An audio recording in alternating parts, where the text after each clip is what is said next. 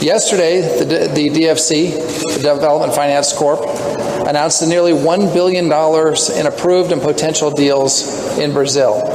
Those are U.S. investments in Brazil, in entrepreneurs in Brazil, in women entrepreneurs in Brazil, in small businesses.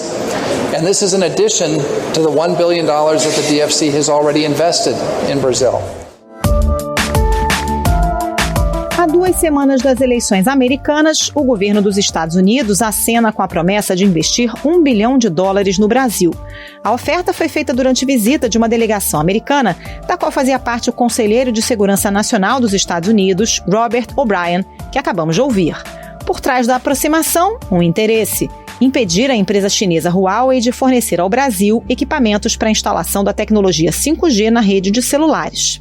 O governo brasileiro assinou acordos com os Estados Unidos de facilitação de comércio e de investimentos numa série de áreas, inclusive a rede 5G de internet móvel. Numa guerra comercial que o mundo inteiro está acompanhando, é uma tentativa dos americanos de convencer o Brasil a não adotar a tecnologia chinesa. Além dos Estados Unidos, a Huawei já foi banida por Reino Unido, Austrália, Suécia e Japão, mas recebeu aval para operar em países como Portugal, Espanha, Noruega, Suíça e Coreia do Sul. Em plena guerra comercial com a China, o governo americano usa como argumento contra a empresa chinesa a proteção de privacidade, alegando que a Huawei seria obrigada a ceder dados de usuários ao governo de Pequim. Sem apresentar provas, em abril do ano passado, os Estados Unidos decidiram considerar a Huawei uma ameaça à segurança nacional e proibiram órgãos do governo americano de comprar seus produtos. O governo de Donald Trump alega, sem provas, que uma rede 5G desenvolvida pela Huawei poderia ser usada pela espionagem da China. Às vésperas da eleição americana, é possível confiar nessa oferta de investimentos no Brasil? Qual seria o custo para as operadoras brasileiras adaptarem suas redes sem a tecnologia chinesa, que é mais barata? A disputa entre Estados Unidos e China pode atrasar e tornar mais cara a chegada da tecnologia ao Brasil? E o que muda na vida dos consumidores com a entrada do 5G? Esses são os temas do Ao Ponto desta quinta-feira. Eu sou o Roberto Maltic, estou com a Carolina Moran. E nesse episódio, a gente conversa com o repórter de economia Bruno Rosa e com o colunista Pedro Doria.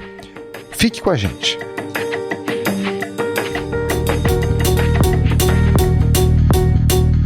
Bruno Rosa, para começo de conversa, o que é a tecnologia 5G e o que é que a chegada dela vai representar na prática na vida da gente? A tecnologia 5G é uma tecnologia nova que vai permitir, essencialmente, uma maior velocidade na conexão móvel. Hoje, quando a gente olha para os nossos celulares, que são 4G, se a gente comparar com a chegada do 5G, a gente vai ter uma velocidade que os especialistas falam entre 10 e 20 vezes maior que a atual. Então vai ser uma conexão instantânea pelo celular. É como se você fosse tentar ver um vídeo pelo celular e a conexão fosse automática, como a gente vê hoje na televisão, alguma imagem, né? Então, no primeiro momento, o 5G vai permitir exatamente isso, uma velocidade muito instantânea no celular, na internet do celular. Num segundo momento, a gente vai ver o 5G sob outras formas, né? Então, a gente vai ter carro conectado, a gente vai ter telemedicina, que é o que? São os médicos fazendo cirurgias de forma remota, né? Tudo através de uma conexão pela internet de alta precisão. Então, o 5G ele vai revolucionar completamente o mundo que a gente tem hoje. E é uma tecnologia que vai servir de divisor de águas para uma série de indústrias, né? Você vai poder ver no futuro fábricas conectadas, uma central comandando diversas unidades industriais espalhadas pelo mundo, tudo de forma remota e na nuvem, né? A gente vai ver a computação da nuvem sob outra forma com o 5G. From 7 cities in December 2018 to major regions of 85 cities nationwide, Korea is now a 5G mecca. Bom, e aí que entra a questão do 5G chegar no Brasil. Alguns países, Coreia do Sul, na Ásia, a gente já tem o 5G bombando, na Europa da mesma forma. Por que ele chega só no ano que vem no Brasil e como ele se relaciona com a atual rede? Essa rede que, por exemplo, a gente está usando neste momento para conversar. O Brasil vai fazer o leilão de 5G só em 2021. A expectativa inicial era que esse leilão ocorresse já em 2020. Mas toda essa disputa envolvendo Estados Unidos e China acabou empurrando um pouco o cronograma desse leilão para 2021. Então o Brasil já vai chegar atrasado quando o assunto é 5G. Hoje, em outubro, a gente já tem um total de 129 países com a rede 5G instalada. Então, quando a gente olha para esse ano de 2021, no ano que vem, é uma expectativa que esse certame do 5G ocorra somente em maio, a princípio.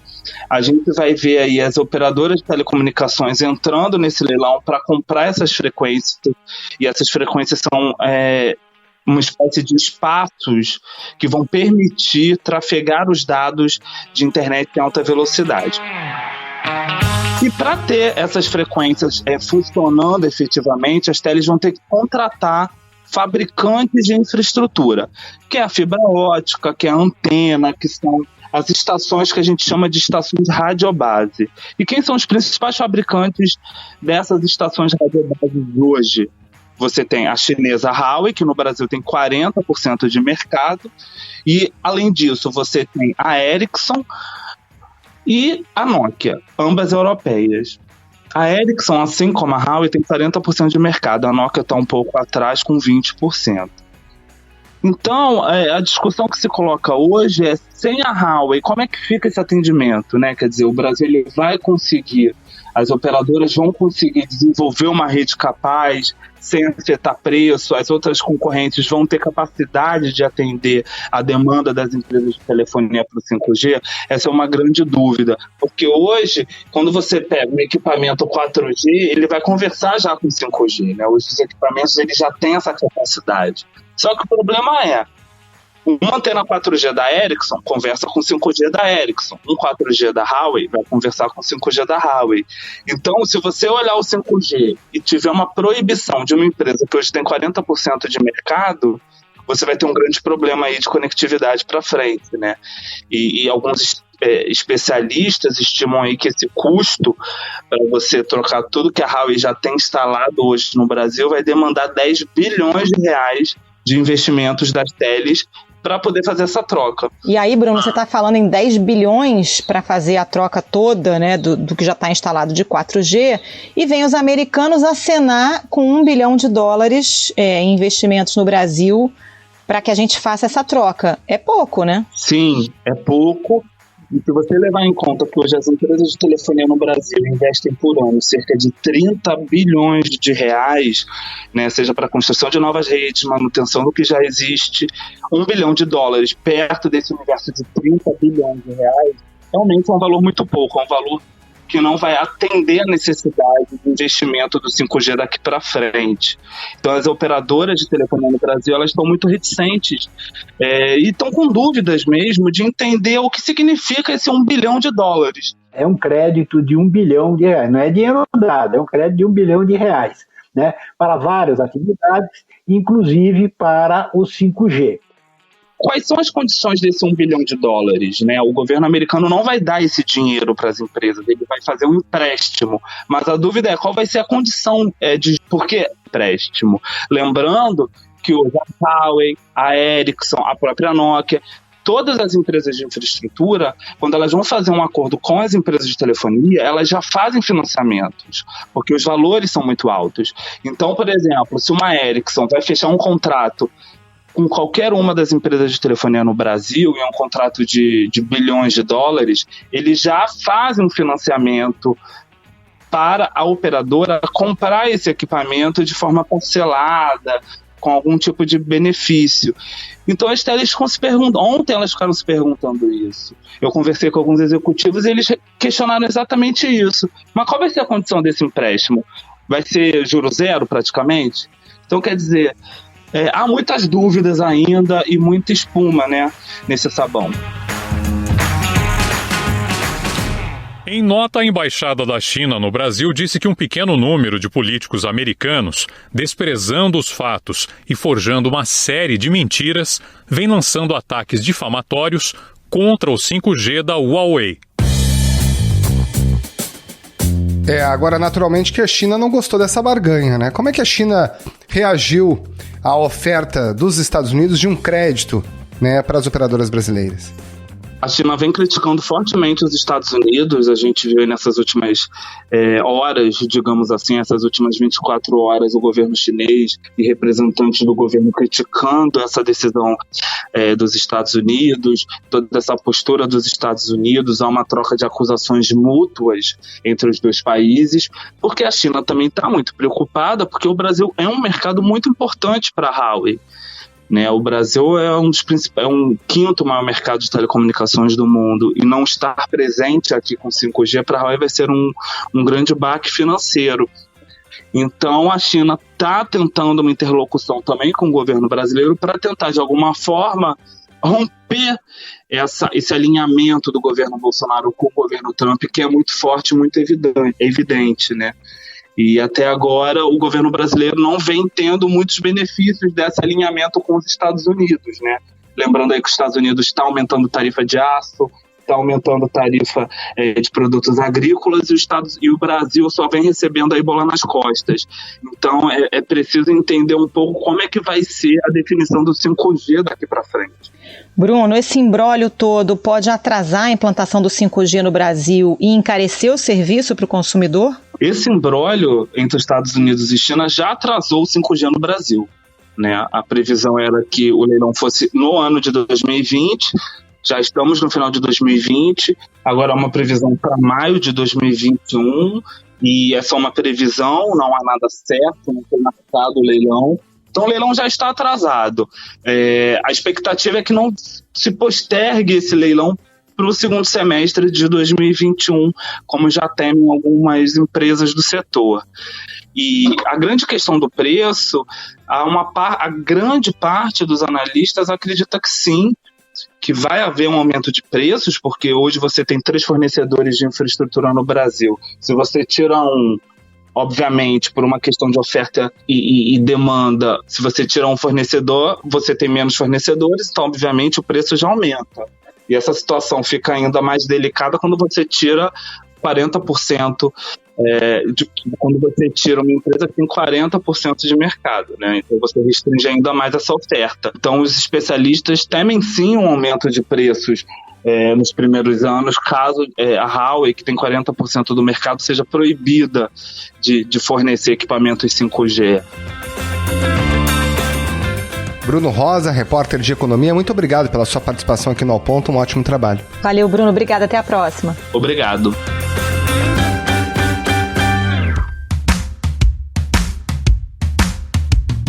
Pedro Doria, essa oferta de financiamento da ordem de $1 bilhão para empresas brasileiras é uma oferta da nação Estados Unidos ou uma oferta do presidente Donald Trump, aliado de Bolsonaro, há 2 semanas da eleição americana?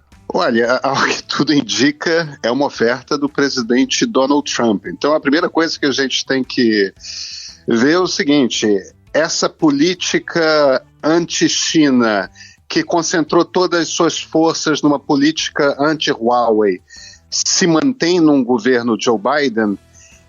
Pode ser que sim, tá? Não é garantido que vai acabar, mas a gente não tem essa certeza. Além disso, não está claro que tipo de oferta é essa, porque o governo chinês também subsidia o equipamento Huawei e também oferece linhas de financiamento. Quer dizer, as contas não são simples, não são evidentes. Para as empresas brasileiras fazer instalação de equipamento 5G Huawei é simplesmente fazer um upgrade de equipamento. Enquanto que usar equipamento Ericsson ou Nokia, em grande parte, seria comprar uma quantidade muito maior de equipamento novo. Quer dizer, não basta simplesmente aparecer com $1 bilhão em subsídios. A conta é muito mais complicada do que isso. Pedro, o que está por trás dessa preocupação ou desse interesse dos americanos? É uma disputa meramente comercial ou tem de fato uma preocupação com segurança e com o uso que se pode fazer dos dados que vão transitar pelo 5G? Não me parece que a questão seja uma questão de segurança. A questão é comercial, a questão é estratégica, né? A gente está entrando num século em que o grande negócio é o negócio digital, é o negócio do conhecimento, é o negócio da tecnologia. E a China é o único país que tem, de fato, condições de enfrentar os Estados Unidos no mesmo nível. Os chineses estão extremamente avançados. No fim das contas, o que os americanos estão fazendo é uma guerra fria comercial. O TikTok é o segundo aplicativo mais baixado no mundo esse ano, mais de 750 milhões de downloads, só fica atrás do WhatsApp. Aí o presidente Donald Trump vem há muito tempo ameaçando banir esse aplicativo, porque ele diz que o governo chinês pode ter acesso a esses dados e usar para prever o comportamento dos americanos e assim tomar ações na vida real que prejudiquem os Estados Unidos. E eles estão atacando os chineses exatamente nas suas empresas mais capazes de disputar no mercado internacional. Essa parece ser a questão mais evidente. Por que eu estou falando isso? Por um motivo muito simples. A acusação que os americanos fazem é de que a Huawei implantaria backdoors, ou seja, portas dos fundos, para que hackers do governo chinês entrassem nas redes de celular para poder invadir as comunicações daqueles países que usassem equipamentos chineses nas suas redes. Ora, se um único país descobre uma fraqueza dessas, o mercado chinês desaparece no mundo inteiro instantaneamente. Não faz qualquer sentido que algo assim ocorra. Além do mais, o uso de hackers já é corriqueiro por todo mundo hackeia todo mundo o tempo todo. Essa ciberguerra já ocorre corriqueiramente. E, além disso, a gente tem que levar em consideração que os americanos ainda não conseguiram convencer oficialmente ninguém, nem mesmo os ingleses, que são seus principais parceiros, os britânicos, de que eles têm dados sólidos o suficiente de inteligência para garantir que essas fragilidades propositais existam de fato no equipamento Huawei. Agora, a gente tem que lembrar, essencialmente, que tem esse jogo de tentativa de aproximação há 2 semanas da eleição americana entre o governo americano e o governo brasileiro. Isso faz parte desse jogo eleitoral, né? Agora, a gente está falando aqui de um custo, né, de uma conta que não fecha e que certamente vai acabar no bolso do consumidor, né, Pedro? Porque as operadoras, se forem obrigadas a fazer todo esse investimento, certamente vão repassar para a ponta final, né? Não, com toda certeza. Não existe almoço grátis, não é? No fim das contas, são operadoras privadas, esse equipamento custa caríssimo, se elas tiverem que pagar mais caro para fazer suas redes 5G funcionarem, nós é que vamos pagar essa conta no final. Nós comercializamos com o mundo inteiro, como os americanos também, sempre comercializando com a China, sempre abertos, mas também sabemos geopoliticamente quem somos nós. A nossa aproximação com os americanos foi sempre, está sendo com base não só em resultados econômicos, mas também em segurança. Bom, o ministro da Economia já deixou bem claro, Paulo Guedes, que o nosso parceiro preferencial, e não só ele, o próprio presidente Bolsonaro, são os Estados Unidos. Ao mesmo tempo, o nosso principal parceiro comercial é a China e seguirá sendo a China. Como é que o Brasil pode se posicionar para não ficar mal com nenhum dos dois e, de alguma forma, tirar proveito dessa disputa? O que todas as pesquisas indicam é que vai acontecer daqui a pouco tempo uma vitória forte do Partido Democrata nos Estados Unidos. É a partir do resultado das eleições de novembro que a gente tem que debater como é que vai ficar a relação do Brasil e Estados Unidos. A gente vai ter que entender como é que vai ser a relação desse novo Estados Unidos com a China. Evidentemente que se acontecer uma nova surpresa e Donald Trump for reeleito, provavelmente o jogo se mantém como está, Trump vai estar felicíssimo e vai dobrar e ampliar a sua pressão contra a China. Aí tudo bem, esse é o jogo e vai ser um mistério. Não sabemos como que o presidente Jair Bolsonaro vai agir. é um mistério, entre outros motivos, pelo seguinte: não existe um concorrente americano para equipamento de infraestrutura de telecomunicações. Existia a Lucent, mas isso foi 20 anos atrás. Os americanos abriram mão de estar nesse ramo. Então a gente tem essas duas empresas europeias. Fatalmente, mesmo com esse $1 bilhão em subsídio, sairá mais caro nós usarmos apenas equipamento europeu. Vai sair mais caro e é pior para o Brasil. O ideal é fazer o que o Brasil faz hoje, ou seja, usar o equipamento das 3 empresas, variar. Entende? Esse é o ideal. Agora, se por um acaso o Partido Democrata vencer a eleição, aí a história é completamente diferente. Aí o Brasil vai ter que estar preocupado com outra questão, porque o futuro presidente Joe Biden já deixou muito claro que ele vai iniciar um processo de pressão contra o Brasil por conta da nossa política ambiental. Aí o Huawei ou não vai ser o menor dos nossos problemas na nossa relação com os Estados Unidos. A gente lamenta aqui aquele debate lá nos Estados Unidos, do Trump e de Joe Biden, né? Joe Biden. Em um dado momento o Biden falou que ia conseguir, junto ao mundo, $20 bilhões para dar para a gente acabar com o incêndio na Amazônia, então ele ia impor sanções econômicas para nós.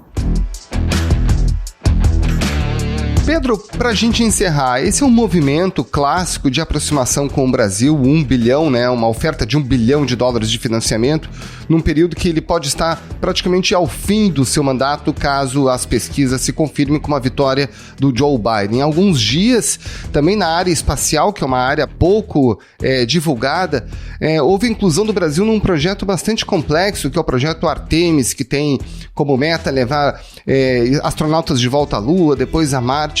Por que essa aproximação com o Brasil se o eleitorado dele está todo nos Estados Unidos? Olha, é difícil dizer, eu não tenho uma resposta clara para isso, mas obviamente existe uma movimentação, um gesto de aproximação, sim. Agora, é bom a gente lembrar de uma coisa: desde que contraiu o novo coronavírus, o presidente Donald Trump está com um comportamento completamente errático. Ele está fazendo gestos, ele abandonou uma entrevista faz 2 dias, no meio, entrevista para um dos programas mais importantes dos Estados Unidos, que é o 60 Minutes.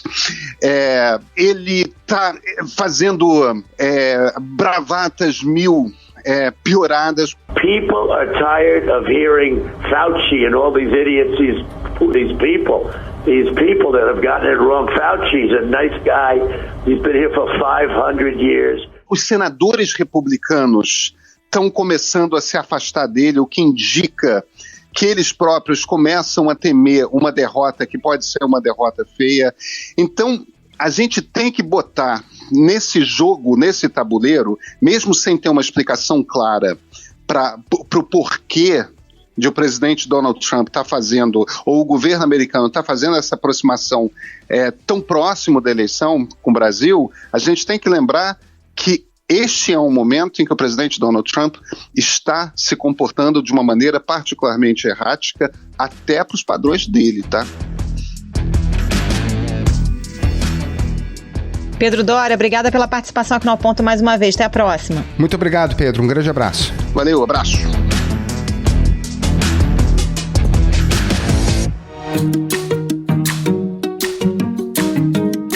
Esse foi o Ao Ponto de hoje, o podcast diário da redação do Globo. Nessa conversa a gente conta com a participação de toda a equipe do jornal, as mesmas pessoas que levam até você informação e análise de qualidade todos os dias. Quer saber mais? Assine o Globo. Acesse assineoglobo.com.br e confira todas as notícias e reportagens especiais. Lembrando que todo o material de utilidade pública relacionado ao novo coronavírus está disponível também para quem não é assinante. A edição é do João Guilherme Lacerda. Tchau. Até mais.